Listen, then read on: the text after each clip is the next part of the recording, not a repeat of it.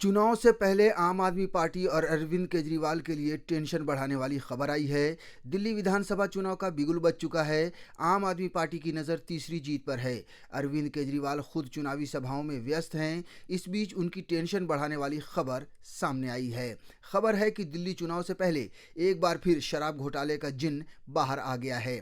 दिल्ली शराब घोटाले से जुड़े कथित मनी लॉन्ड्रिंग के एक मामले में गृह मंत्रालय ने ईडी यानी प्रवर्तन निदेशालय को अरविंद केजरीवाल पर मुकदमा चलाने की मंजूरी दे दी है। सर, आज ही आपका नामांकन है। आज ही गृह मंत्रालय ने ईडी के आपके निजी खिलाफ जांच के लिए उसको सैंक्शन दे दिया है। वो उस तरह से चुनाव लड़ रहे हैं, हम इस तरह से चुनाव लड़ रहे हैं।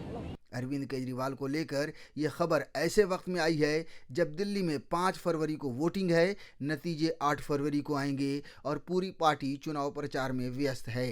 दिल्ली विधानसभा चुनाव के लिए नई दिल्ली विधानसभा से अपना नामांकन दाखिल करने के लिए जा रहा हूं। जिस तरह से 2015 में और 2020 में आम आदमी पार्टी की ऐतिहासिक जीत करवाई थी दिल्ली के लोगों ने, उसी तरह की जीत 2025 के इस चुनाव में भी हो। केंद्रीय गृह मंत्रालय द्वारा दिल्ली शराब घोटाले से जुड़े कथित मनी लॉन्ड्रिंग मामले में अरविंद केजरीवाल पर मुकदमा चलाने के लिए ईडी को मंजूरी दिए जाने से पहले दिल्ली के एलजी विनय कुमार सक्सेना ने भी अरविंद केजरीवाल पर मुकदमा चलाने की मंजूरी दी थी। यह मंजूरी सुप्रीम कोर्ट के उस आदेश के बाद दी गई थी जिसमें कहा गया था कि ईडी को सरकारी कर्मचारियों पर मुकदमा चलाने से पहले अनुमति लेनी होगी। अरविंद केजरीवाल ने दिल्ली हाई कोर्ट में याचिका दायर कर कहा था कि उनके और अन्य के खिलाफ ईडी की चार्जशीट अवैध है, क्योंकि अभियोजन शिकायत दर्ज करने से पहले अधिकारियों से पूर्व अनुमति नहीं ली गई थी। दिसंबर 2024 में ईडी ने एलजी को एक पत्र लिखा था जिसमें कहा गया था कि मंजूरी दी जानी चाहिए, क्योंकि शराब घोटाला मामले में केजरीवाल किंग पिन और प्रमुख साजिश करता है।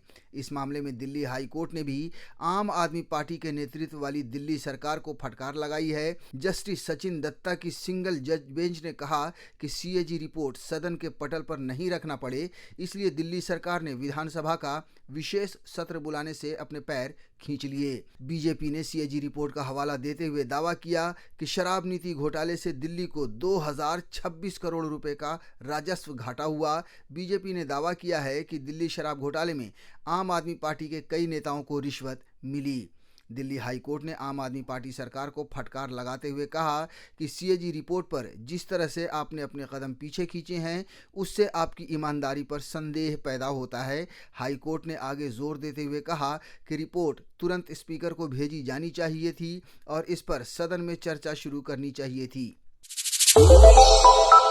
श्रेष्ठ भारत पर खबरों से जुड़े रहने के लिए चैनल को सब्सक्राइब और लाइक करें, बेल आइकन दबाएं और देखते रहें श्रेष्ठ भारत।